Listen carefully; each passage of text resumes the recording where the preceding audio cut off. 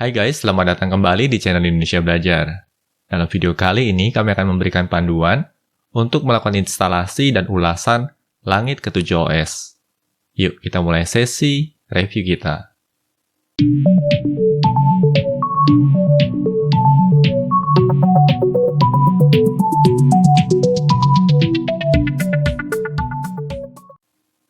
Oh ya guys, sekadar mengingatkan bagi kalian yang belum subscribe di channel Indonesia Belajar ini, pastikan kalian untuk subscribe dan aktifkan juga tombol loncengnya. Karena di tiap minggunya kami selalu mengupload video-video tutorial terbaru terkait dunia IT. Jadi pastikan kalian untuk stay tune terus di channel Indonesia Belajar ini. Oke guys, yuk kita mulai sesi instalasi Langit ke-7 OS. Nah, untuk sesi demo instalasi kita kali ini, kami akan menggunakan suatu virtual machine. Dan virtual machine manager yang akan kami gunakan kali ini adalah Vault Manager. Di sini kami buka dulu Vault Manager-nya. Oke, di sini kita akan inputkan password rahasia kami. Oke, pertama-tama di sini kami akan coba buatkan sebuah virtual machine yang baru. Di sini kita tinggal pilih saja tombol yang ada di sini, Create a new virtual machine. Lalu berikutnya di sini kami akan pilih local install media, ISO image or CD-ROM. Lalu kita tinggal forward saja. Oke, berikutnya di sini kami sudah menyiapkan file ISO untuk Langit ke-7 OS. Di sini kami tinggal arahkan saja ya. Posisinya di sini Langit ke-7 OS yang Light Edition. Kita pilih ini. Lalu berikutnya untuk pilihan Choose the operating system you are installing. Di sini kita untick dulu automatically detect-nya. Lalu berikutnya kita akan ketikkan void Linux. Nah ini dia, kita pilih void Linux. Nah kenapa kita pilih void Linux? Karena Langit ke-7 OS ini merupakan turunan dari void Linux. Berikutnya kita tinggal tekan saja tombol forward. Lalu terkait dengan memory capacity. Di sini kita akan set saja memorinya adalah 4 GB. Berarti kami akan ketikkan 4000 di sini. Lalu CPU core-nya kita akan set 2. Nah, seperti ini. Selanjutnya kita akan forward. Berikutnya terkait dengan disk image capacity, atau kapasitas hard drive-nya. Di sini kami akan set saja 20 GB. Berikutnya kita tinggal tekan saja tombol forward. Lalu di sini kita diminta untuk memberi nama pada virtual machine-nya. Untuk kasus kami kali ini, kami akan beri nama saja L7 OS atau Langit ke-7 OS. Selanjutnya kita tinggal tekan saja tombol finish. Oke, virtual machine-nya sedang dibuat dan langsung diaktifkan virtual machine-nya. Kita switch dulu ya ke full screen mode. Oke, untuk memulai proses instalasi di sini kita akan pilih pilihan yang pertama.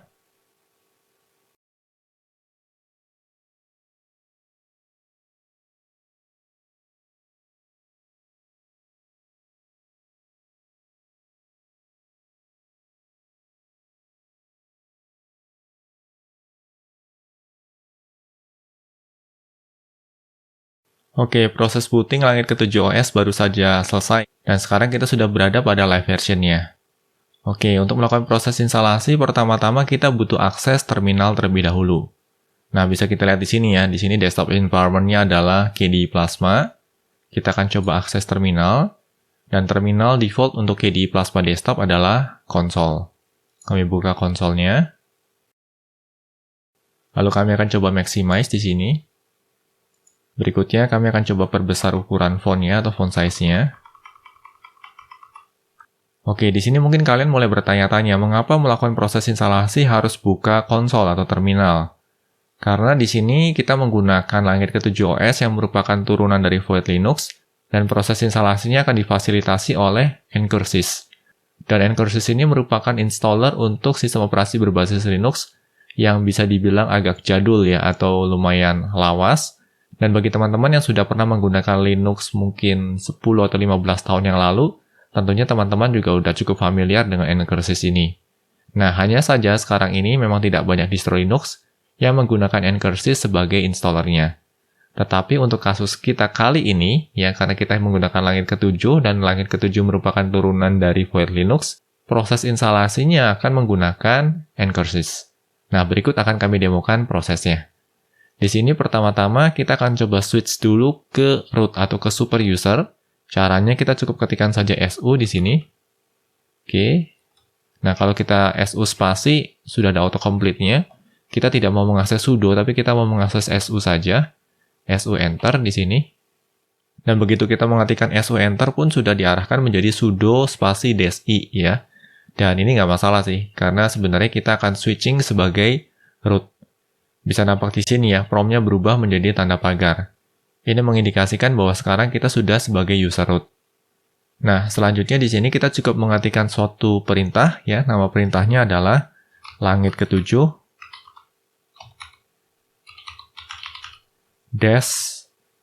-install. Oke. Oh, di sini ada kesalahan ya. Kami belum menyertakan huruf H di sini. Langit ke-7 -install. Lalu kita tinggal ketikkan saja enter. Nah, ini dia, ini merupakan menu instalasinya atau menu installernya. Dan seperti kami sebutkan sebelumnya, menunya ini berbasis Ncurses. Oke, di sini kami perkecil dulu. Oke, rasanya sekarang sudah cukup ideal ya. Oke, berikutnya kita tinggal tekan saja tombol enter ya untuk memulai proses instalasi. Kami tekan tombol enter di sini. Nah, pertama-tama di sini kita akan coba setting dulu keyboard layout-nya. Kita pilih OK dulu ya. Lalu di sini kita akan arahkan ke English US. Kita akan coba arahkan ke English US atau mungkin kita arahkan ke US saja, coba ya. Kita lihat ya, ini dia. Ya, kita akan pilih US di sini. Lalu berikutnya untuk network ya, kita enter. Kita enter lagi ya. Dan di sini kita akan coba mendapatkan IP address untuk Ethernet kita dengan memanfaatkan DHCP. Di sini kita tinggal tekan saja tombol yes. Dan bisa nampak di sini network is working properly. Artinya koneksi jaringan kita sudah berjalan dengan baik. Kita bisa oke saja di sini. Lalu berikutnya terkait dengan installation source ya, atau set source installation. Kita akan enter di sini. Nah, di sini teman-teman nggak perlu khawatir ya. Untuk melakukan proses instalasi langit ke-7, teman-teman tidak harus memiliki koneksi internet. Karena apa? Karena ada pilihan untuk melakukan local install. Local install ini artinya adalah semua packages yang akan diinstal itu sepenuhnya akan mengambil dari file ISO yang kita gunakan. Nah, di sini kita akan pilih yang local installer saja. Kita pilih OK di sini. Lalu berikutnya terkait dengan hostname, kita bisa set hostname kita. Untuk kasus kami kali ini, kami akan set hostname-nya sebagai L7OS. Seperti ini. Atau langit ke-7OS. Lalu kita lanjutkan dengan menekan tombol Enter. Berikutnya terkait dengan sistem lokal, kita coba set dengan menekan tombol Enter. Oke, di sini kita akan pilih EN ya, English US. Kita coba lihat EN ya, EN, lalu US. Ini dia. EN US UTF-8, kita pilih OK. Berikutnya terkait dengan time zone atau zona waktu, kita tekan tombol Enter. Lalu kita akan pilih Asia. Lalu kita pilih Jakarta. Lalu kita lanjutkan dengan menekan tombol Enter. Oke, berikutnya terkait dengan root password, kita akan set root password-nya. Kita tekan tombol Enter. Lalu kita akan coba masukkan password rahasia untuk root user kita. Kita masukkan sekali lagi. Lalu kita tekan tombol Enter. Berikutnya kita akan coba buat user account untuk regular user. Kita tekan tombol OK di sini. Lalu kita tentukan ya nama usernya atau username-nya apa. Untuk kasus kami kali ini, username-nya adalah belajar IDN. Lalu Enter. Lalu kita diminta untuk menginputkan nama lengkap usernya. Untuk kasus kami kali ini, nama usernya adalah Indonesia Belajar. Seperti ini. Lalu kita bisa lanjutkan dengan menekan tombol Enter. Berikutnya kita diminta untuk men-set password untuk username Belajar IDN. Di sini kami akan inputkan password rahasia kami. Enter. Lalu kita akan inputkan passwordnya 2 kali. Enter lagi. Selanjutnya kita diminta untuk menentukan membership dari username Belajar IDN. Di sini kita akan set yang default saja. Kita lanjutkan dengan menekan tombol Enter. Berikutnya terkait dengan bootloader, kita tinggal tekan tombol Enter saja. Lalu kita akan pilih hard drive kita. Nah, untuk kasus kami kali ini, hard drive-nya adalah /dev/VDA, karena kami menjalankannya di virtual machine. Artinya hard drive yang kami gunakan adalah virtual hard drive. Nah, kalau kalian melakukan instalasi pada laptop ataupun pada PC, kemungkinan besar hard drive yang kalian miliki itu akan dikenali sebagai /dev/sda ataupun /dev/hda. Nah, di sini kita tinggal tekan tombol OK saja. Lalu berikutnya ada konfirmasi. Use a graphical terminal for the bootloader. Kita akan pilih yes saja. Oke, selanjutnya adalah tahapan yang sangat krusial, yaitu membuat partisi hard disk. Kita pilih OK di sini. Lalu kita pilih OK sekali lagi. Berikutnya kita dihadapkan pada dua pilihan untuk melakukan proses partisi. Yang pertama menggunakan cfdisk dan yang kedua menggunakan fdisk. Di sini cara yang mudah adalah dengan menggunakan cfdisk. Dan kami akan demokan cara menggunakan cfdisk. Kita pilih cfdisk-nya lalu kita pilih tombol OK. Kita OK sekali lagi. Nah, di sini terdapat 4 pilihan ya, tapi sebenarnya terdapat 2 pilihan saja, yaitu GPT dan DOS. GPT ini merupakan model yang lebih baru, sedangkan DOS ini merupakan model yang lebih lawas. DOS ini berarti model legacy. Nah, untuk perangkat PC ataupun perangkat laptop yang baru, biasanya sudah mengadopsi model GPT. Tetapi untuk beberapa perangkat PC ataupun perangkat laptop yang lawas, akan mengadopsi model yang DOS atau model yang MBR atau MBR. Nah, untuk kasus kami kali ini, karena proses instalasinya dilakukan di atas virtual machine, dan virtual machine kami kebetulan hanya mendukung yang MBR. Artinya di sini kami akan demokan dengan menggunakan yang mode DOS. Berikutnya kita tinggal pilih saja dengan menekan tombol Enter. Oke, selanjutnya adalah proses partisi. Untuk kasus demo kali ini, kami akan buatkan 4 partisi. Kita akan buat dulu partisi yang pertama dengan memilih tombol New ya. Nah, di sini kalau mau pindah-pindah tombol, kita bisa menggunakan tombol panah pada keyboard kita. Pertama, kita akan pilih New dulu. Berikutnya, kita akan buatkan partisi sebesar 1 GB. Berarti kita ketikkan saja 1G, lalu Enter. Kita akan set ini sebagai primary, lalu Enter lagi. Oke, partisi pertama yang kita siapkan ini akan kita gunakan sebagai partisi boot. Oleh karenanya, di sini type-nya harus kita ganti ya. Kita pilih type. Lalu berikutnya kita akan coba scroll down ya ke bawah di sini. Dan kita akan pilih DOS R/O. Kita pilih saja di sini. Nah, di sini kami juga perlu beri catatan. Kalau kalian menggunakan yang model GPT, maka tipe yang akan kalian pilih adalah tipe yang UEFI atau UEFI. Oke, berikutnya hal lain yang harus kita set di sini adalah kita perlu set ini sebagai bootable.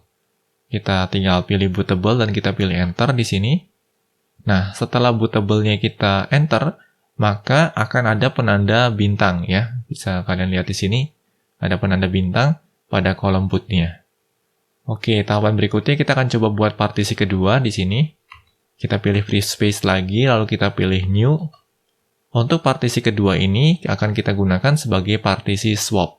Nah, di sini kami akan set saja ukurannya adalah 4 GB ya. 4G. Kita coba enter di sini. Kita set primary. Lalu berikutnya kita akan pilih type-nya. Type-nya adalah swap ya. Nah, ini dia. Linux swap atau pilihan yang ke-82. Kita pilih enter di sini. Selanjutnya kita akan coba buat partisi yang ketiga, di mana partisi ketiga ini akan kita gunakan sebagai root partition. Di sini kita pilih new, lalu kita set saja ukurannya sebagai 10 GB. Karena kebetulan ukuran hard drive kami di sini cukup kecil ya, hanya 20 GB saja, dan kita akan gunakan 10 GB untuk partisi root. Lalu kita tinggal tekan tombol enter di sini. Kita set sebagai primary juga. Lalu berikutnya untuk type ya, kita akan set yang default saja, yaitu pilihan ke-83, Linux. Oke, selanjutnya kita akan buat partisi terakhir. Kita pilih new di sini. Kita akan gunakan sisanya, yaitu 5 GB. Kita tinggal tekan tombol enter saja. Kita pilih primary. Lalu untuk tipenya juga kita pilih yang default saja, yaitu yang 83. Oke, kalau sudah, langkah berikutnya adalah kita akan coba buat partisinya dengan memilih tombol write. Kita pilih write di sini, lalu kita dihadapkan pada suatu konfirmasi ya, apakah yakin mau melakukan partisi semacam ini, dan kita akan bilang yes. Lalu enter. Oke, kalau sudah, ya berikutnya kita akan pilih tombol quit. Oke, itu tadi terkait partisi hard disk. Tahapan berikutnya terkait konfigurasi file system dan mount points. Di sini kita akan tekan tombol enter saja. Bisa nampak di sini ya, terdapat 4 buah partisi. Nah, partisi pertama ini kan ukurannya 1 GB dan mau kita gunakan sebagai boot partition. Kita tinggal tekan tombol enter saja. Di sini kita akan pilih FAT32. Kita tekan tombol enter lagi. Lalu berikutnya, karena di sini akan kita gunakan sebagai boot partition, maka kita akan pilih /boot seperti ini. Oke. Nah, kalau kalian menggunakan GPT, maka mount point-nya bukan di /boot, melainkan di /boot/efi, atau EFI. Nah, karena kasus kali ini kami menggunakan yang DOS atau yang MBR, maka mount point-nya cukup /boot saja. Lalu berikutnya kita tinggal tekan tombol OK di sini. Selanjutnya terdapat konfirmasi, do you want to create a new file system on /dev/vda1? Kita akan jawab saja dengan yes. Oke, partisi pertama beres, berikutnya kita akan melangkah ke partisi kedua. Di sini partisi keduanya akan kita gunakan sebagai swap partition. Kita akan pilih change di sini. Lalu berikutnya kita akan pilih yang swap ya. Kita pilih OK lagi. Lalu kita pilih yes. Nah, untuk swap partition, kita tidak membutuhkan yang namanya mount point. Oke, berikutnya kita akan lanjut ke partisi yang ketiga yang akan kita gunakan sebagai root partition. Kita pilih change di sini. Untuk root partition, di sini kami ingin menggunakan BTRFS atau Btrfs atau B3FS. Kita akan pilih OK di sini. Lalu untuk mount point-nya kita cukup gunakan / ya, karena akan kita gunakan sebagai root partition. Kita pilih OK di sini, lalu kita pilih yes. Lalu untuk partisi terakhir akan kita set sebagai home partition. Kita pilih tombol enter di sini. Untuk home partition kita akan set dia sebagai ext4. Kita pilih ext4 di sini. Lalu berikutnya mount point-nya adalah /home. Seperti ini. Kalau sudah kita tinggal tekan tombol enter saja. Lalu kita pilih yes. Dan selesai. Ya, itu tadi terkait pengaturan file system dan juga mount point untuk setiap partisinya. Kalau sudah, kita bisa pilih ke tombol done ya. Kita bisa menggunakan panah kanan di sini. Lalu kita tinggal tekan tombol enter. Oke, partisi beres, file system beres. Tahapan berikutnya adalah kita tinggal melakukan proses instalasinya. Di sini kita cukup menekan tombol enter saja. Oke, berikutnya terdapat konfirmasi ya. Warning, data on partitions will be completely destroyed for new file system. Do you want to continue? Nah, di sini ada baiknya kita melakukan review terlebih dahulu ya. Kita cek dulu ya, terdapat 4 buah partisi. Partisi yang pertama berukuran 1 GB dan akan kita format dengan VFAT ya. Lalu mount point-nya adalah /boot. Yang kedua untuk partisi swap ukurannya adalah 4 GB. Di sini akan diformat sebagai swap. Lalu yang ketiga, partisi dengan ukuran 10 GB dan akan kita format sebagai BTRFS atau Btrfs dan mount point-nya adalah / ya atau root. Dan terakhir ya, untuk partisi dengan ukuran 5 GB akan kita format sebagai ext4 atau ext4 dan mount point-nya adalah /home. Nah, kalau sudah oke semua, berikutnya kita tinggal tekan saja tombol yes-nya. Kita tekan tombol enter ya. Dan proses instalasi pun sudah mulai berjalan. Oke, sembari menunggu proses instalasi yang sedang berjalan, kami akan berikan beberapa informasi menarik terkait Langit ke-7 OS. Seperti nampak dari namanya, distro Linux yang satu ini dikembangkan oleh tim developer dari Indonesia. Langit ke-7 OS diturunkan dari Void Linux, salah satu distro Lorin Lilis yang dikenal karena tingkat stabilitas dan kecepatannya. Kami pribadi berpendapat bahwa pemilihan Void Linux sebagai base system sangatlah tepat. Perpaduan antara keterbaruan software, stabilitas, dan juga kecepatan. Langit ketujuh OS menargetkan pengguna dari segmen designer, illustrator, animator, publisher, photographer, font creator, dan juga game designer. Tetapi sejauh pengalaman saya dalam menggunakan langit ketujuh OS selama 1 minggu ini, saya berpendapat bahwa langit ketujuh juga sangat ideal untuk digunakan oleh software engineer dan juga data scientist. KDE Plasma adalah desktop environment yang diusung secara default oleh langit ketujuh OS. Seperti kalian ketahui, saya pribadi termasuk pengguna dan pecinta KDE Plasma. Tetapi bagi kalian yang bukan pengguna KDE Plasma, kalian tidak perlu khawatir. Karena langit ketujuh OS juga menyertakan sejumlah pilihan desktop environment lain seperti GNOME, Mate, XFCE, Cinnamon, dan LXQT. Sebagai turunan dari Void Linux, langit ketujuh OS juga mengusung XBPS sebagai package manager. XBPS ini kependekan dari X Binary Package System. Selepas sesi instalasi, kami juga akan memberikan panduan terkait penggunaan XBPS. Sama halnya dengan Void Linux, langit ketujuh OS juga menawarkan dua pilihan C library, yaitu glibc dan musl. Lalu apa perbedaan keduanya? Glibc atau GNU libc merupakan C library yang diusung oleh kebanyakan distro Linux pada umumnya. Sedangkan musl adalah C library yang lebih efisien dalam penggunaan resources bila dibandingkan glibc. Hanya saja terdapat beberapa keterbatasan dari musl. Yang pertama adalah musl tidak mendukung arsitektur 32 bits.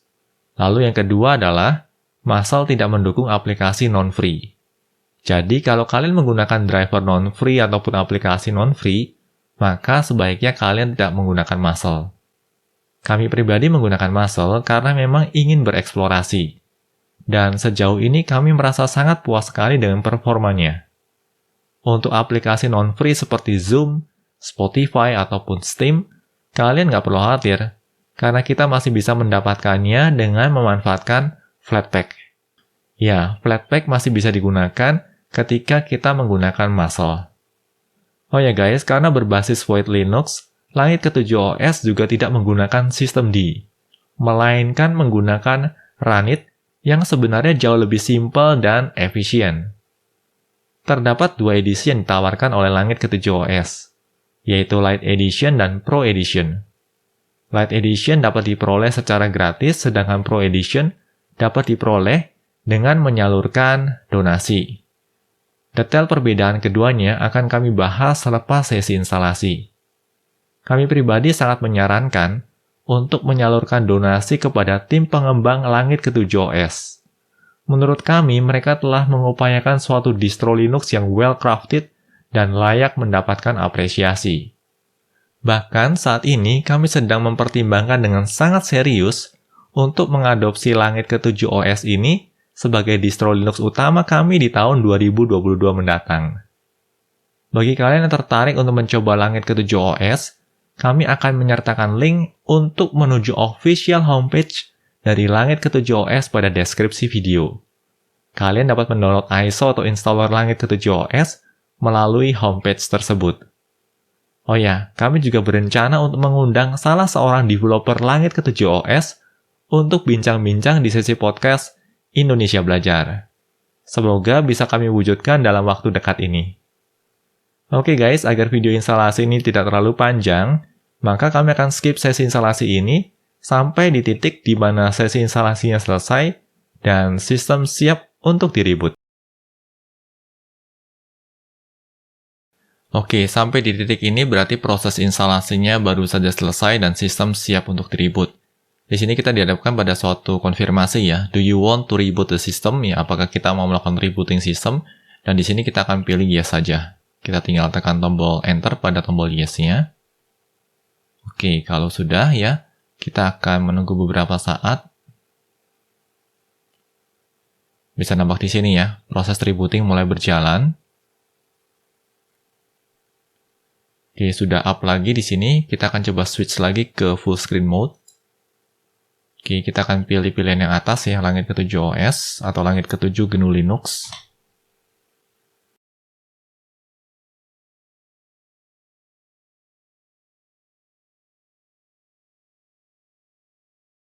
Oke, di sini kita dihadapkan pada login screen yang khas milik KDE Plasma, ya.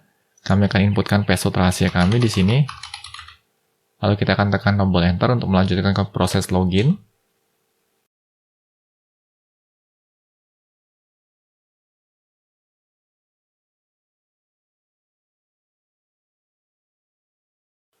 Oke, proses booting baru saja selesai ya, dan kita sudah masuk ke langit ke-7 OS.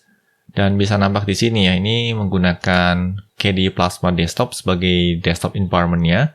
Dan pada kesempatan kali ini kami tidak akan melakukan review terkait KDE Plasma Desktop-nya. Karena langit ke-7 merupakan rolling release distro, maka secara otomatis KDE Plasma yang diusung juga merupakan KDE Plasma versi terbaru ya. Oke, di sini pertama-tama kita akan coba lihat dulu di bagian sistem setting ya. Kita akan pilih sistem setting di sini. Oke, pada bagian sistem setting kita akan coba scroll down di sini dan kita akan pilih bagian system information.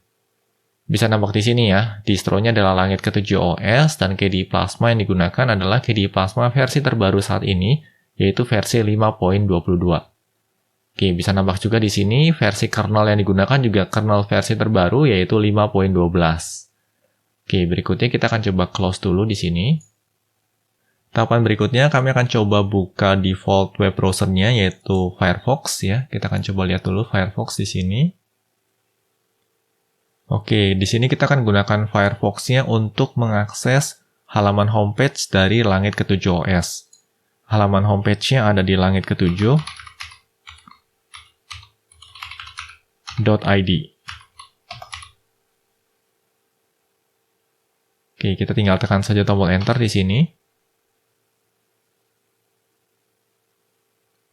Nah, ini dia, ini merupakan halaman homepage dari langit ke-7 OS ya. Kami ulangi sekali lagi, URL-nya ada di langit ke-7.id.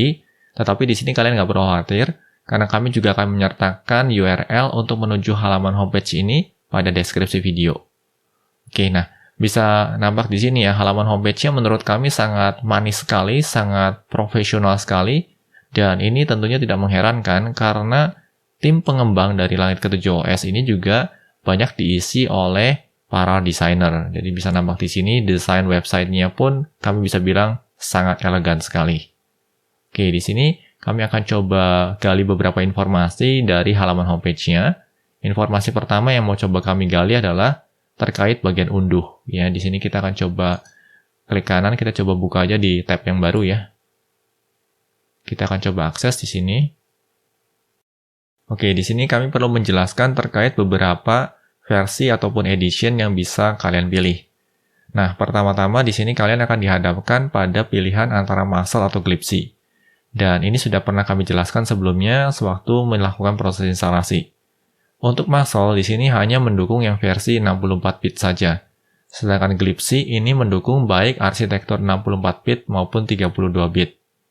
Hal lain yang perlu digarisbawahi di sini adalah glibc ini mendukung driver yang non-free. Artinya kalau kalian masih menggunakan driver yang non-free atau harus menggunakan driver yang non-free, maka pilihan terbaik bagi kalian adalah menggunakan yang glibc.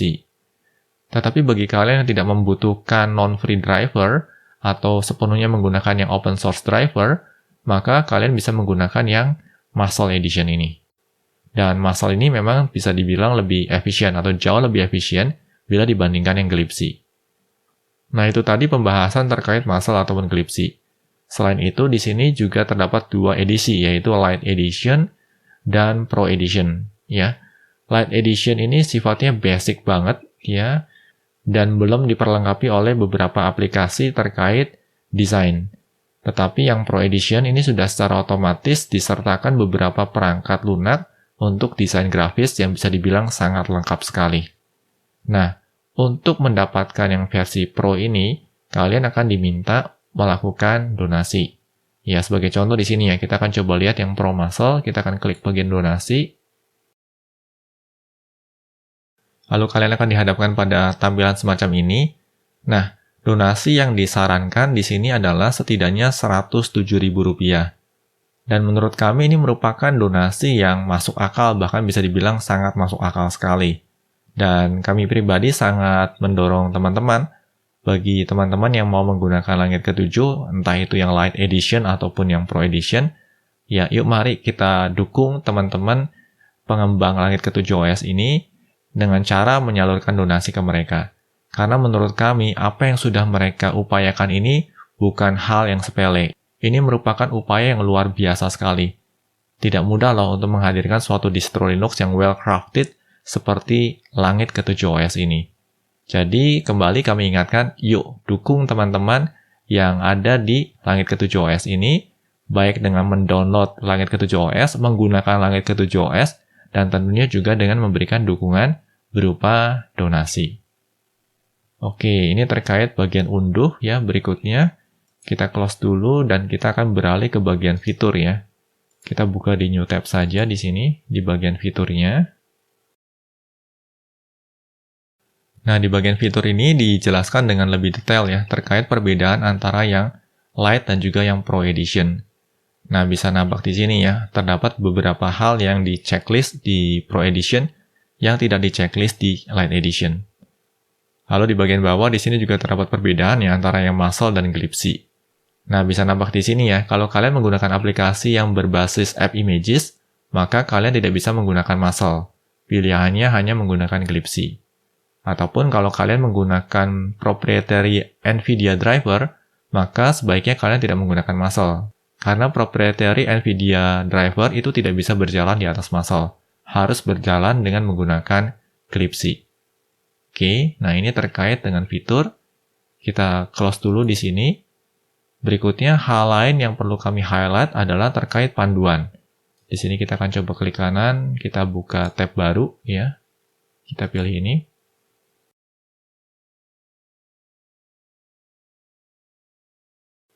Nah, panduan ini merupakan salah satu bagian dari Langit ke-7 OS yang bisa kami bilang menjadikan Langit ke-7 OS ini begitu profesional.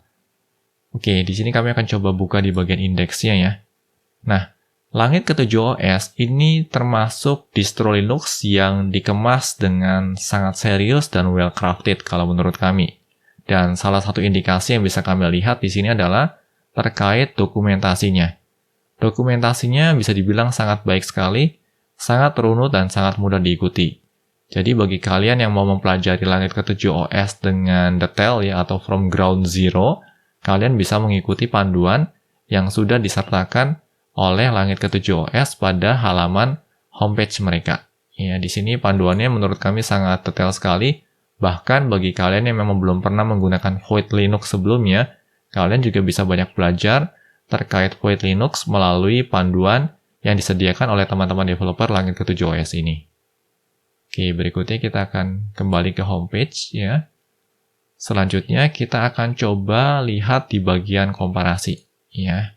Nah, karena Langit ke-7 OS ini menargetkan pengguna untuk desain ya atau untuk kebutuhan multimedia, maka Langit ke-7 OS juga tentunya layak untuk dibandingkan dengan beberapa distro Linux lain yang memang target audiensnya adalah untuk desain. Salah satunya adalah Ubuntu Studio. Jadi di sini kita bisa bandingkan nih antara Langit ke-7 OS dengan Ubuntu Studio. Lalu juga Langit ke-7 OS bisa dibandingkan dengan Fedora Design Suite ya. Dan terakhir, distro Linux lain yang berorientasi pada desainer adalah Manjaro X Design Suite. Kita akan coba bandingkan ya di sini. Oke, nah ini dia. Ini terkait komparasi antara Ubuntu Studio dengan Langit ke-7 Pro. Nah, bisa nampak di sini nih. Ya, jadi kalau kalian yang mau cari tahu lebih lanjut, apa sih plus minusnya dengan menggunakan Ubuntu Studio bila dibandingkan menggunakan Langit ke-7 OS. Nah, di sini kalian bisa melihat perbandingan fiturnya dengan cukup detail. Lalu juga di sini ada perbandingan antara Langit ke-7 OS dengan Fedora Design Suite. Ya, dan menurut kami cara mereka mengkomparasikan pun cukup fair ya dan cukup detail. Dan terakhir, ini bila dibandingkan dengan Manjaro X Design Suite bila dibandingkan dengan Langit ke-7 OS yang Pro Edition. Nah, ini dia. Ya, jadi buat kalian yang masih mau menimbang-nimbang atau mau membandingkan antara Langit ke-7 OS dengan alternatif distro Linux lain yang memang berorientasi untuk kebutuhan desain ataupun multimedia, kalian bisa langsung lihat di halaman homepage Langit ke-7 OS. Nah, ini terkait sejumlah informasi yang bisa kalian dapatkan pada halaman homepage Langit ke-7 OS. Oke, kita close dulu ya di sini. close tabs. Tahapan berikutnya, kami akan coba demokan cara untuk menggunakan XBPS. Kita akan coba buka terminal dulu di sini. Kita pilih konsol. Di sini kita akan coba maximize dulu. Lalu kita akan perbesar font size-nya. Oke. Nah, salah satu hal yang bagi kami sangat menarik dari Langit ke-7 OS adalah by default Langit ke-7 OS menyertakan Fish sebagai default shell-nya, dan ini merupakan shell favorit kami. Oke, nah di sini pertama-tama kita akan coba cek dulu ya kernel version-nya. Tadi sudah dicek dengan menggunakan system information pada KDE Plasma desktop-nya, tetapi di sini kita akan cek dengan menggunakan terminal. Kita akan panggil uname -e ya, kita enter. Nah ini dia ya, Linux L7 OS, kernelnya adalah 5.12. Oke, berikutnya kita akan coba cek juga LSB release-nya, LSB ya, _release -e. Nah ini dia, ini yang menarik dari Fish shell ya. Jadi sudah ada autocomplete-nya built-in tanpa melakukan instalasi plugin apapun juga. Oke, LSB release -e, kita tekan tombol enter. Ini dia ya, Langit ke-7, distributor ID-nya Langit ke-7, description-nya Langit ke-7 GNU/Linux, release-nya rolling, codename-nya adalah Langit ke-7. Oke, berikutnya kita akan coba clear screen dulu ya, Ctrl L di sini. Selanjutnya kami akan coba demokan penggunaan XBPS. Nah, semisal saja di sini kita mau melakukan sistem upgrade. Nah, karena Langit ke-7 OS ini merupakan rolling release distro, artinya proses upgrade-nya juga terbilang cukup sering. Dan di sini kami akan coba demokan bagaimana caranya untuk melakukan proses sistem upgrade. Di sini kita akan panggil sudo ya, lalu spasi xbps -install. Nah, seperti ini ya. Lalu berikutnya, untuk melakukan proses sistem upgrade, kita harus menyertakan parameter ya. Parameternya adalah -s besar. Nah, -s besar pada xbps install ini digunakan untuk melakukan sinkronisasi repositori. Atau dengan kata lain, untuk melakukan proses refresh repositori. Lalu berikutnya kita bisa kombinasikan dengan U kecil. Nah, U kecil ini untuk melakukan proses update atau upgrade system. Jadi kombinasinya adalah sudo xbps -install -su. Ya, S-nya besar, U-nya kecil. Kalau sudah, kita bisa menekan tombol enter saja. Lalu berikutnya kita dimintai password root ya. Kita akan inputkan password root kita, lalu enter. Nah, bisa nampak di sini ya, terjadi proses updating repository. Kita akan tunggu beberapa saat di sini. Nah, bisa nampak di sini ya, terdapat sejumlah packages yang perlu kita update untuk melakukan upgrading system. Dan kalau kita lihat di sini ya, ukurannya cukup besar ya, yaitu 547 MB. Dan ini tentunya nggak mengherankan untuk distro rolling release seperti Langit ke-7 OS ini. Nah, hanya saja untuk kasus kami kali ini, kami tidak akan upgrade ya, karena akan memakan waktu cukup lama. Di sini kami akan jawab dengan N saja atau no, lalu enter. Oke, berikutnya kita akan coba clear screen-nya ya, Ctrl L di sini. Selanjutnya kita akan gunakan XBPS untuk melihat packages apa saja yang sudah terinstall pada sistem kita. Caranya di sini kita tinggal panggil saja sudo xbps -, tetapi kali ini bukan -install melainkan -query. Seperti ini. Lalu diikuti dengan spasi -l, lalu enter. Nah ini dia yang bisa nampak, ini merupakan sejumlah packages yang sudah terinstall pada sistem kita. Ya, jumlahnya cukup banyak, dan kalau kita mau cari tahu nih ada berapa banyak sih yang sudah terinstall, caranya kita clear screen dulu, lalu kita panggil lagi ya, sudo xbps -query spasi -l, lalu kita bisa ikuti dengan pipe. Lalu berikutnya kita panggil WC ya, atau word count di sini, lalu spasi -l, lalu enter. Nah, ini dia ya. Bisa nampak di sini terdapat 1201 packages yang sudah terinstall pada Langit ke-7 OS kita. Oke, tahapan berikutnya adalah untuk mencari packages. Semisal saja di sini kita mau cari tahu nih, apakah NeoFetch tersedia pada repositori dari Langit ke-7 OS. Nah, cara untuk mengeceknya, kita bisa menggunakan xbps query juga ya. Di sini kita akan panggil sudo xbps query. Hanya saja di sini kita tidak menggunakan -l, melainkan kita akan menggunakan -r besar, ya R besar artinya kita mau mengakses ke remote repository-nya, lalu kita gunakan S kecil karena kita mau melakukan proses searching atau pencarian. Lalu berikutnya spasi, lalu diikuti dengan nama package yang mau kita cari. Nah, untuk kasus kami kali ini, kami mau mencari package yang namanya adalah NeoFetch. Lalu enter. Bisa nampak di sini ya, NeoFetch ternyata tersedia pada repositori dari Langit ke-7 OS, dan statusnya saat ini adalah dash ya. Dash atau strip ini artinya adalah NeoFetch memang belum terinstall pada sistem kita. Nah, untuk melakukan proses instalasi NeoFetch, caranya juga cukup mudah. Di sini kita panggil sudo xbps dash install ya. Lalu diikuti dengan nama package yang mau kita install. Untuk kasus kita kali ini adalah NeoFetch. NeoFetch. Lalu enter.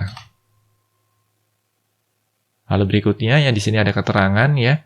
Total download size-nya ada 85 KB. Size required on disk-nya ada 346 KB. Lalu space available on disk saat ini adalah sekian ya, 3227 MB. Apakah kita mau melanjutkan ke proses instalasi? Kalau ya, kita tinggal jawab saja dengan Y, lalu enter. Oke, bisa nampak di sini ya, sedang di-download package-nya. Lalu setelah selesai di-download, langsung dilakukan proses instalasi. Oke, sudah terinstall, kita coba clear screen dulu.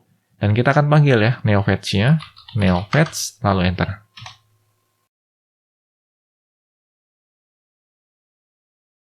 Nah, ini dia, ya bisa nampak di sini ya.